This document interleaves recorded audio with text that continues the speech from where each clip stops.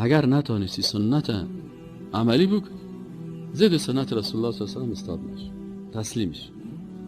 چه صحابه کرام تسلیم بودن، ما تسلیم است.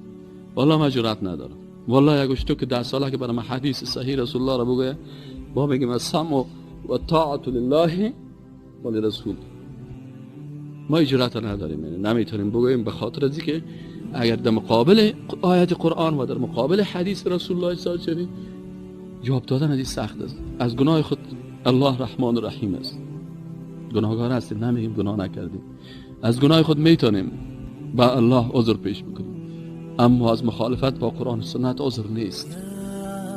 هر کس بگه وهابیستی، با تطبیق قرآن و سنت قبول داریم وهابیستی. بگه افراطی هستی، با تطبیق قرآن و سنت هر اصطلاحی که بر ما بگه او را قبول داریم، اما مخالفت قرآن و سنت قبول نداریم. ما نمیتونیم در مقابل